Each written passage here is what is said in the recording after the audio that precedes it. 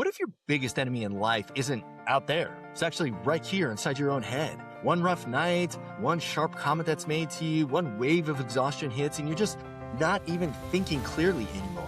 You're feeling a little bit off. You are just operating on pure emotion. You snap at the wrong person. You bail on the plan that you had. You let your whole day collapse just because of some small circumstance that's happened. Well, it might feel justified in the moment. It usually does, but later, that's when regret settles in. That's when your progress evaporates, and that's because the emotion has crept in and just taken the wheel. Because emotions aren't just noise. They're decision makers in disguise. And if you don't spot them in time, they're going to quietly rewrite your entire future, one choice at a time. So if any of this resonates with you, good, you're not alone. So before we dive in, if you're a fan of honest conversations about real growth, real transformation, and the kind that aren't polished, they're not comfortable, they just happen when nobody else is watching, then you've come to the right place, because that's exactly what we do here on Habitual Growth. And if you're not subscribed yet, don't let your emotions talk you out of growth. Hit subscribe right now. Take control before it slips away again. Okay, with that, let's get into today's topic. Here we go.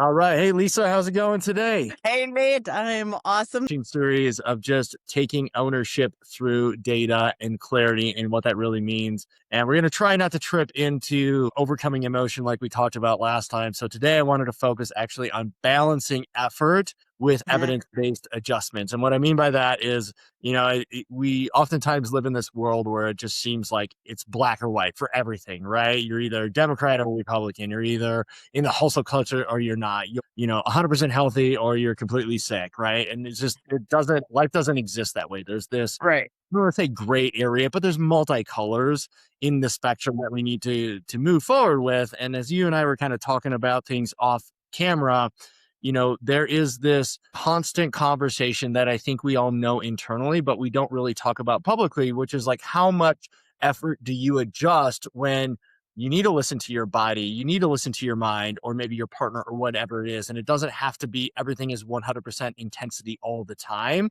And you had some interesting examples that you wanted to talk through, specifically around HYROX, which you just completed that at the beginning of the year. So I'm going to turn this over to you to kind of talk a little bit more about that, and we'll kind of dive into the conversation from there. Yeah, for sure. And it'll be a silly example, but I think it will demonstrate or illustrate like how important data-driven progress is. Obviously, there's feelings, we all have feelings that go along with it, but really using the data and the evidence for progress as kind of your North Star, if you will, in terms of how far and how fast you're progressing. I'll give you an example. So started training, right, in August, and kind of built my own whatever plan in ChatGPT, and I'm going along and I feel like I'm giving it my all, and do one of those fun body scan things, your skeletal muscle, how much water you're holding, your body fat percentage.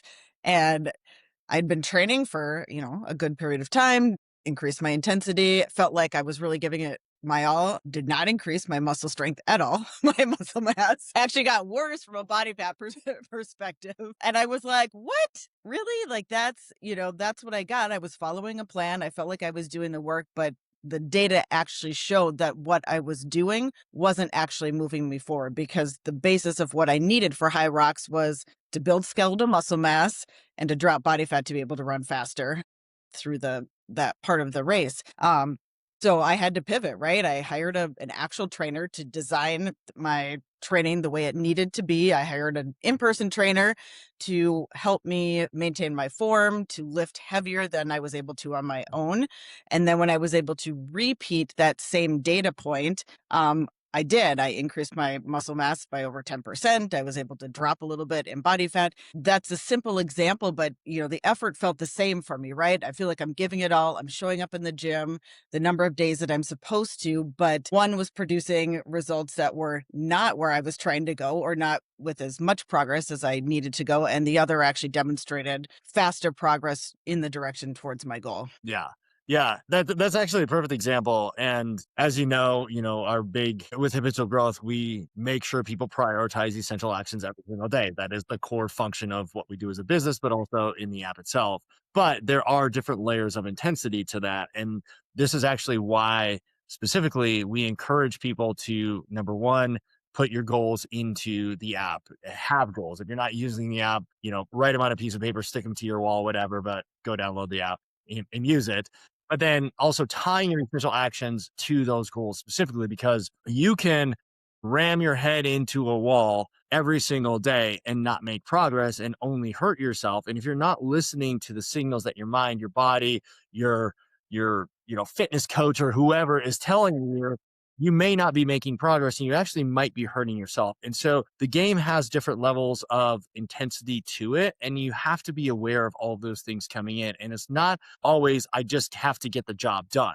And No. Yeah. oftentimes we see this, in the app and in our communities where people are like, hey, I've been doing the same thing repetitively and nothing is actually like taking hold, but they're Paycheck. not actually checking their data, right? They're not saying, okay, I've been doing this for 2 weeks and I haven't lost any weight, or, I've made it to the gym every single day. And it's like, yeah, but are you actually giving it your all in the gym, or are you just sitting there and playing on your phone, right? The same thing happens in a business world. It happens in relationships. Like, how intently are you doing things? And more importantly, are you using the data and that feedback of consistency to then help maybe direct a slightly different direction than the one you're already on, if the one you're on isn't giving you the results you're looking for? Yeah. Yeah, absolutely. And gathering that data is so incredibly important. One, to not just measure your progress, but, are you headed in the right direction, or are you maximizing the progress that you can make through the actions that you are prioritizing each day on your essential actions list? And I think for people that have maybe not tracked consistently or aren't really sure, just pick something simple that that you'll be able to make progress towards over, a period of 7 days, 2 weeks, whatever. And just get in the habit of doing the action, putting in the effort, and then checking the data, checking your progress. How much progress have I made? Okay, if I do one more thing, will it give me double the progress? Or if I put in more effort, or maybe I need to decrease or remove something else. So also, being open to playing with what the actions are, the effort and the direction that you're going based on the data that's coming in will help you fine tune and move faster ultimately. Yeah. And I want to talk a little bit about maybe listening to intuition versus just using the metrics. And I think I've shared this on the podcast before, but we used to have this previous investor that would use the famous line of like, feelings don't get a vote. And that bothered me for a long time. And in some situations, I do think that is a reality. And I think too oftentimes we use our feelings as an excuse, like we talked about last time, right? Overcoming emotion and really just focusing on the data. But I do think feelings, at least in my own personal life and the way that I use them, do direct me in the right direction if I need to pivot towards improving my performance or hitting a goal or something else, like maybe focusing on a different relationship or getting rest. So what I mean by that is, let's say I am doing something consistently every single day, but I don't necessarily feel like I'm making the progress I want to Progress. see. Some could be time, others could be, hey, you're slightly off. And sometimes my gut will say, do this thing over here and try this first. Number one, that starts with actually looking at the data and saying, okay, I'm not making that progress. So it is data driven. But at the same time, I do think that there are applications where you can listen to your intuition. And even if you don't know what to take as a next step, hey, my progress isn't going in the way that I wanted it to. I need to change. I'm not sure what to do. I think this is where intuition can come in and help direct us and say, okay, I'm going to try this new behavior or this new thought process or a new habit formation and see if that actually moves me in the right direction. And then I'm going to track the data from there. How do you balance the two, like intuition versus just using data? I do it more spot check actually. So when I think about the goals that I have in the Habitual Growth app, and they're generally focused around the priorities where I feel like I want to invest the most time throughout the course of the year. And it'll vary year by year, but I'll do a pulse check of, all right, so I said my goal was X. Let's make an example. I said one of my priorities was spending quality time with my family. I've had a couple of essential actions where I close my computer at night or I have family focused evenings. Is that actually driving what I want it to do? And really like sit and think about it. And usually from those like deeper kind of meditative, like reflective periods, I'll get, yeah, that actually feels good. I am doing the things and I feel like my relationships are fostering, my family's more engaged, or that doesn't feel quite right. I need to try something different. And then I'll usually brainstorm and try and do journaling or something like that, where I just jot down random ideas that come to my head over a period of a couple days and see what, ultimately feels like the right one to do. And again, that's all on feeling. That's just, how has it been? Am I prioritizing the right way? If the answer is no, allowing your mind to just shuffle out random ideas, because it will ultimately spit out either common themes or ones that feel more right than others. And you'll be able to kind of take those into the essential actions list and start to build from there. Yeah, I think giving yourself the space is really it's an interesting point that you bring up because you do give yourself time to think. You do give your brain the opportunity to be creative, right? Not go to ChatGPT and say, "What should I do next?" But actually, "Hey, this is Lisa. This is what I'm working through. This is my scenarios." And just give your brain the opportunity to maybe not absorb, but actually to lack of a better term, make itself useful. Actually, like be creative, That's not right. just go through the monotonous tasks. Well, I mean, it sounds funny, but I just think about how much time I consume, right? It's like our phones are always on us. We're going through a walk. Is your phone on? Like, are you actually able to think, or are you listening to a podcast when you're going to bed? Are you reading on your phone? Are you doom scrolling? Are you doing like when do you actually have time to think? Because I do think that that is an important piece that you just mentioned of, hey, letting the brain, it's already warm, whether it's tired, well rested, whatever, it's going to think, it's going to do some things that intuitively it knows is right for you. And I think that's the opportunity for that to really take hold and work in the best way that it can. If you're trying to figure out what are those next steps, what direction do I head, towards this goal? What goalpost do I maybe even need to shift? Hey, my goal isn't necessarily working anymore, or it's too far away. I need to, move some milestones. I maybe need to move the goalpost forward or backwards a little bit as well.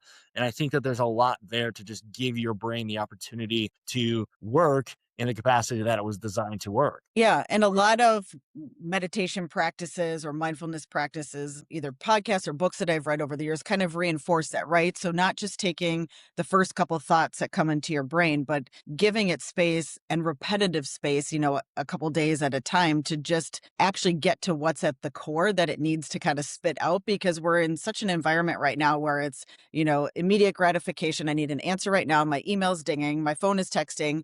And so you need to purposely create that clear space and allow it to do the deep thinking and the subconscious thinking while you are in kind of that still mental capacity space without all the distractions, to be able to get really to what your intuition is telling you. Yeah.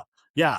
Awesome. Well, I know we wanted to keep these types of sessions tight, so we're going to wrap it up there. But for the audience, hopefully this was helpful. Again, this overarching theme that we're talking about over the next couple of weeks and couple of podcasts are really going to be catching ownership through clarity and making sure you're owning everything that you can in your life. And again, just start how we started this out. It isn't, that doesn't mean ignoring the data. It means checking the data, but then also using your intuition and some of what you are seeing in real life to help your decision making capabilities, not just skipping things and saying, well, I'm not hitting my goal. So making sure you're tracking the right data, but then you're actually periodically looking at that to help dictate and move you forward. Absolutely. Great topic. Good to see you. You as well. I can't wait for the next one. And I think That's we all are right. going to be moving on to another exciting topic. So stay tuned.